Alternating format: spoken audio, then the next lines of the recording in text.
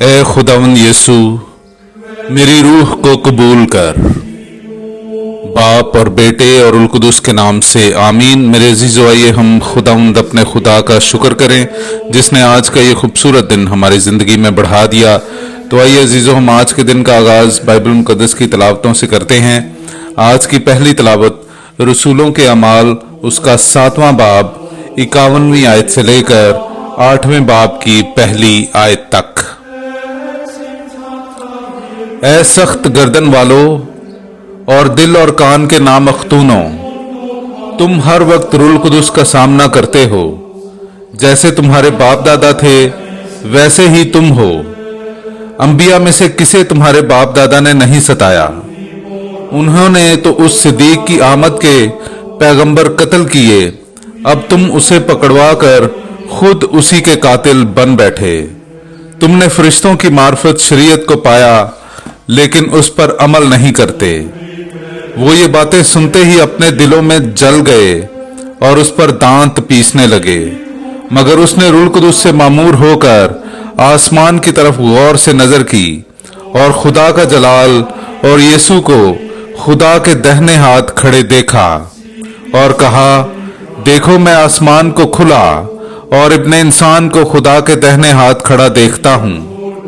اس پر انہوں نے بڑے زور سے چلا کر اپنے کان بند کر لیے اور ایک دل ہو کر اس پر لپکے اور شہر سے باہر نکال کر اسے سنگسار کرنے لگے۔ اور گواہوں نے اپنے کپڑے شاؤل نامی ایک نوجوان کے پاؤں کے پاس رکھ دیے۔ پس جب وہ استفانوس کو سنگسار کر رہے تھے تو اس نے دعا کر کے کہا کہ اے خداوند یسوع، میری روح کو قبول کر۔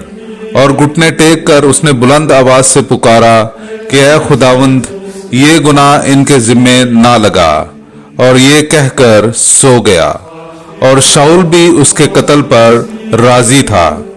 اسی دن یروشلم کی کلیسیا کے خلاف سخت ایذا رسانی برپا ہوئی، اور رسولوں کے سوا وہ سب یہودیہ اور سامریہ کے علاقوں میں پراگندہ ہو گئے۔ پاک کلام کا پڑھا اور سنا جانا ہم سب کے لیے باعث برکت ہو۔ خدا کا شکر ہو۔ اے خداوند، میں اپنی روح تیرے ہاتھوں میں سونپتا ہوں۔ میرے عزیزو، آئیے ہم خداوند اپنے خدا کی حمد و تعریف کریں۔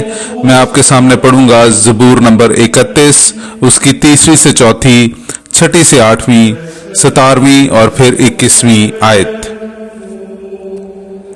اپنا کان میری طرف جھکا، اجلت کر کے مجھے چھڑا۔ تو میرے لیے پناہ کی چٹان اور حصین قلعہ ہو، تاکہ میں تجھ سے نجات پاؤں، کیونکہ تو میری چٹان اور میرا قلعہ ہے، اور تو اپنے نام کی خاطر میری ہدایت اور رہنمائی کرے گا۔ میں اپنی روح تیرے ہاتھوں میں سونپتا ہوں۔ اے خداوند خدائے صادق، تو مجھے بچائے گا۔ تجھے ان سے نفرت ہے جو باطل معبودوں کو مانتے ہیں، پر میں تو خداوند ہی پر توکل کرتا ہوں۔ میں تیری رحمتوں سے خوش و خرم ہوں گا، کیونکہ تو نے میرے دکھ پر نگاہ کی ہے اور مصیبت کے وقت میری جان کو محفوظ رکھا ہے۔ اپنے خادم پر اپنا چہرہ جلوہ گر فرما، اپنی شفقت سے مجھے بچا لے۔ تو انہیں آدمیوں کی بندشوں سے اپنے دیدار کی پناہ میں محفوظ رکھتا ہے۔ تو انہیں زبانوں کے جھگڑے سے خیمے میں چھپا لیتا ہے۔ پاک کلام کا پڑھا اور سنا جانا ہم سب کے لیے باعث برکت ہو۔ خدا کا شکر ہو۔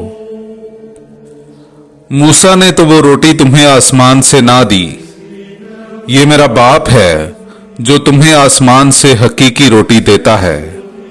میرے عزیزو، آئیے ہم آج کا انجیلی اقتباس سنتے ہیں۔ انجیل مقدس بمطابق مقدس یوحنا اس کا 6 باب 30 آیت سے لے کر 35 آیت تک۔